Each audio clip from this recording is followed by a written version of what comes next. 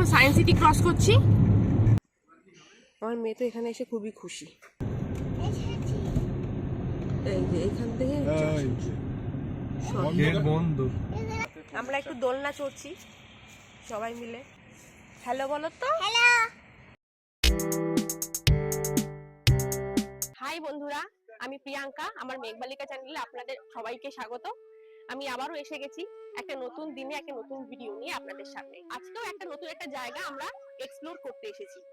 সেই আসলে একটা মন্দিরে এসেছি আমরা। মন্দিরটা এতটা সুন্দর যে সামনে থেকে চোখ ধাঁধিয়ে যাচ্ছে, এত সুন্দর লাগছে। দেখুন আপনারা মন্দিরটা কেমন লাগে, আর তারপরে আমি বলছি আপনাদের যে মন্দিরটা কোথায়, আমরা কোথায় ঘুরতে এসেছি।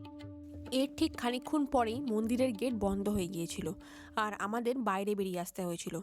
আমরা যেহেতু অনেক দূর থেকে এসেছিলাম আর শুনেছিলাম যে মন্দিরটি খুবই সুন্দর, তাই ঠিক করেই নিয়েছিলাম যে আমরা বিকালে আবার যখন মন্দির খুলবে তখন আবার ঢুকবো। তাই গুগল ম্যাপে সার্চ করে আমরা কাছাকাছি একটি পিকনিক গার্ডেনের সন্ধান পেয়ে সেখানে যাই। এবার তাহলে শুনুন কেন আমাদের মন্দিরে ঢোকার সাথে সাথেই গেট বন্ধ হয়েছিল এবং আমাদের বেরিয়ে আসতে হয়েছিল। বন্ধুরা, আমরা মন্দিরের কাছাকাছি একটা পিকনিক স্পট মতো আছে, ওখানে এসেছি। অ্যাকচুয়ালি ব্যাপারটা কী হয়েছে, আমরা মন্দির আসলে বন্ধ হওয়ার টাইম 12টার সময়। তো আমরা যখন এসে পৌঁছেছি তখন অলরেডি 12:10 হয়ে গেছে। তো আমাদের আর কিছুতেই ঢুকতে দেয়নি, যদি ওটা মন্দিরের নিয়ম, সেটা তো আমাদের মানতেই হবে। তো আমরা ওখান থেকে চলে এলাম আর গুগল ম্যাপে সার্চ করে দেখলাম কাছাকাছি একটা পিকনিক স্পট মতো আছে।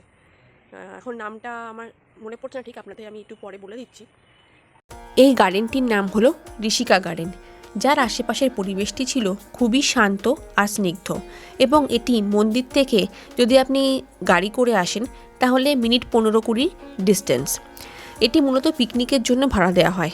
তাছাড়া বার্থডে পার্টি, অন্নপ্রাশন, বিয়ে, রিসেপশন পার্টিতেও ভাড়া দেওয়া হয়। তবে ঠিক হাফ অ্যান আওয়ার পরেই আমাদের সেখান থেকেও বেরিয়ে যেতে হলো। যেহেতু আমাদের সেখানে কোনো রকম বুকিং ছিল না, তাই ওনারা আমাদের সেখানে আর বেশিক্ষণ থাকতে দিলেন না। তাহলে আর কি, অগত্যা আমাদের পুরোটা টাইম গাড়িতে বসেই কাটাতে হলো, এবং আবার মন্দির খোলার টাইম হতেই আমরা আবার মন্দিরের সামনে এসে হাজির হলাম। আর এসে দেখি কত মানুষ মন্দিরের গেটের বাইরে দাঁড়িয়ে রয়েছে এই মন্দির খোলার অপেক্ষায়। সকালে যখন এসেছিলাম আমরা মন্দিরে, তখন দেখেছিলাম এই মন্দিরে ঠিক ঢোকার মুখেই দুপাশে দুটো ছোট ছোট জলাশয় রয়েছে, আর তাতে রয়েছে বিভিন্ন ধরনের মাছ। তো চলুন আমরা এখন মন্দিরে প্রবেশ করি এবং মন্দিরের ভিতরের পরিবেশটা একটু ঘুরে দেখি।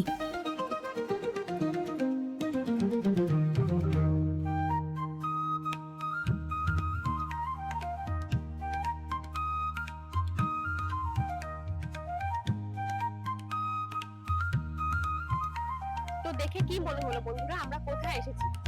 আমরা গুজরাটে এসে গেছি না দিল্লির অক্ষরধাম মন্দিরে এসে গেছি? না, সেটার কোনোটাই না। আমরা আমাদের পশ্চিমবঙ্গেই আছি এবং আমাদের প্রিয় শহর আমাদের কলকাতাতেই আছি। এটা হচ্ছে স্বামীনারায়ণ মন্দির। এটি ডায়মন্ড হারবারের কাছে অবস্থিত। এই মন্দিরটিকে অনেকে পৈলান মন্দির নামেও চেনে।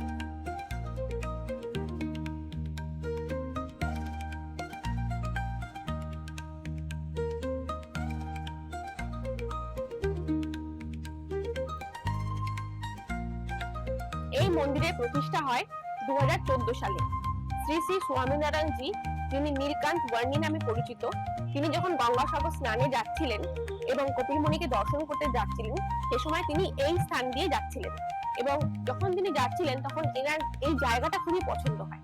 তারপর পরবর্তীকালে তার পরিবার পরিজনবর্গ তার স্মৃতির উদ্দেশ্যে 2014 সালে এই মন্দিরটি প্রতিষ্ঠা করেন। যেহেতু মন্দির প্রাঙ্গণের ভিতরে কোনো ক্যামেরা বা ফোন অ্যালাউড না, তাই আমি মন্দিরের বিগ্রহ আপনাদের দর্শন করাতে পারলাম না। এই মন্দিরে কিন্তু বছরের সবসময় সমান ভিড় থাকে না, তবে জানুয়ারি মাসে যখন অজস্র ভক্তগণ গঙ্গাসাগর যাত্রা করেন তখন তাদের অনেকেই এই মন্দির দর্শনের উদ্দেশ্যে আসেন।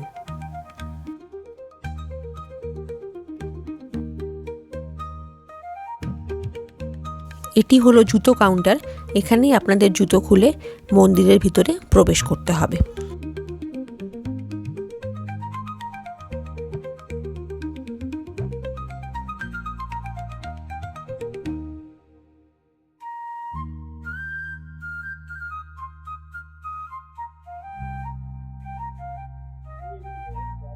মন্দিরে শ্রী শ্রী স্বামীনারায়ণজির মূর্তির আছে। যদি আপনারা সিঁড়ি দিয়ে ওপরে উঠে যান তাহলে সেখানে শ্রী শ্রী স্বামীনারায়ণজির মূর্তির আছে, আর রয়েছে রাধাকৃষ্ণের মূর্তি, আর নিচে রয়েছে স্বামীনারায়ণজির সোনার মূর্তি। সেখানে আপনারা পুজো দিতে পারেন। এখানে পুজো দেওয়ার নিয়মটা একটু অন্যরকম। আপনাদের 50 টাকা দিয়ে কুপন কাটতে হবে এবং সেই কুপন কেটে আপনাদের হাতে একটা পাত্র দেবে এবং সেই পাত্র মাধ্যমে আপনারা মূর্তির গায়ে জল দিতে পারেন, জল ঢালতে পারেন এবং সেটাই পুজো হিসাবে এখানে মানা হয়। এবং সেই পুজো দেওয়ার পর আপনাদের হাতে প্রসাদ আপনাদের দেবে, সেটাই হচ্ছে আপনি পুজো দিলেন আর প্রসাদ পেলেন। এটাই হচ্ছে এখানকার নিয়ম। মানে আমরা যখন দক্ষিণেশ্বর বা কালীঘাটে যাই সেখানে এখন আমাদের মায়ের জন্য ডালা কিনে আলাদা করে মায়ের মন্দিরে যাই পুজো দিতে, কিন্তু এখানে পুজো দেওয়ার নিয়মটা একটু আলাদা। মন্দির খোলে সকাল 7:30টার সময় এবং বন্ধ হয় দুপুর 12টা। আবার বিকাল 4টের সময় খোলে আর 8টা অবধি খোলা থাকে। তো আপনাদের যদি পুজো দিতে হয় তাহলে আপনারা এই টাইমিংটা একটুখানি ফলো করবেন। এই মন্দিরে টাইম নিয়ে কিন্তু যথেষ্ট রেস্ট্রিকশন আছে। আপনারা যদি মন্দির ভালো করে দর্শন করতে চান তাহলে আপনারা সকাল 10টার মধ্যে চলে আসবেন, আর এর থেকে বেশি দেরি করলে কিন্তু আপনাদের পুরো মন্দিরটি ঘুরে দেখতে টাইম শর্ট পড়বে। কারণ এই মন্দির কিন্তু বেলা 12টা বেজে গেলে আর কাউকে ঢুকতে অ্যালাউ করে না, আর ভিতরে যারা থাকবে তাদেরকেও ওনারা বার করে দেবেন। তাই আপনারা যদি 11:30টার মধ্যেও মন্দিরে প্রবেশ করেন তাহলেও কিন্তু আপনাদের 12টার মধ্যে বেরিয়ে যেতে হবে। তাই আমরা দেরি করে এসে যে ভুলটি করেছিলাম তা কিন্তু আপনারা প্লিজ করবেন না।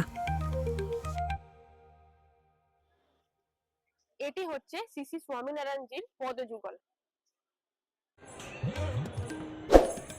এই মন্দিরে সকাল থেকে শুরু করে টোটাল 5 বার আরতি হয়। সকালবেলা 6টার সময় হয় মঙ্গল আরতি, তারপর 7:30টার সময় হয় শৃঙ্গার আরতি, তারপর 11টা 15 মানে বেলা 11টা 15 সময় হয় রাজভোগ আরতি, তারপর সন্ধ্যাবেলা 6টা 45-এর সময় হয় সন্ধ্যা আরতি, আর 8টার সময় হয় শয়ন আরতি। এবার আমি বলবো আপনারা এই মন্দিরে আসবেন কিভাবে। আপনারা যদি শিয়ালদা থেকে আসেন তাহলে শিয়ালদা থেকে NRS এর সামনে থেকে আপনারা 235 নম্বর বাস ধরে এই মন্দিরের সামনে চলে আসবেন। আর যদি আপনারা হাওড়া থেকে আসেন তাহলে সেখানে 12C নম্বর বাসে করে আপনারা এখানে আসতে পারবেন। আর আপনারা যদি ট্রেন বা মেট্রোতে আসেন তাহলে আপনাদের প্রথমে দমদম মেট্রো স্টেশনে যেতে হবে। সেই দমদম মেট্রো স্টেশন থেকে আপনাদের যেতে হবে উত্তম কুমার মেট্রো স্টেশন, বা যেটা টলিগঞ্জ মেট্রো স্টেশন নামে পরিচিত। টলিগঞ্জ মেট্রো স্টেশনের 1 নম্বর প্ল্যাটফর্মে আপনারা আসবেন এবং সেখান দিয়ে বেরিয়ে আপনাদের বেহালা চৌরাস্তার অটো ধরতে হবে। আপনাদের যে অটো ধরতে হবে যেটা বেহালা চৌরাস্তায় যায়। বেহালা চৌরাস্তাতে নেমে আপনাদের যে বাসগুলো কৈলান মন্দিরের দিকে আসছে, মানে স্বামীনারায়ণ মন্দিরের দিকে আসছে, সেই বাসে উঠে আপনাদের আসতে হবে এবং সেই বাসগুলো আপনাদের একদম মন্দিরের সামনেই নামাবে। এখানে পার্কিং এর জন্য একটা সুবিশাল এরিয়া রয়েছে।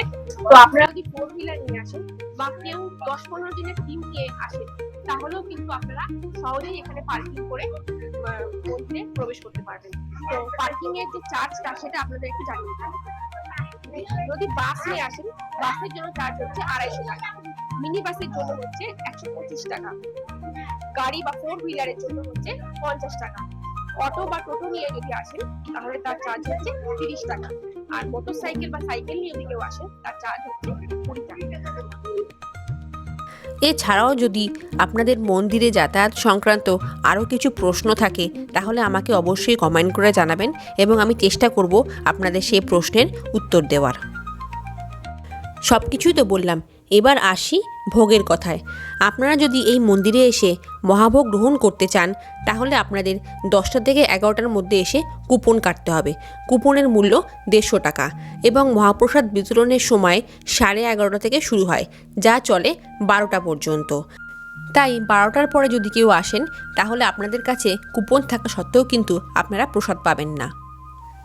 এছাড়াও এখানে আরও অনেক ধরনের জলখাবারের অপশান রয়েছে, আপনারা চাইলে যেটা মন চায় অর্ডার করে খেতে পারেন।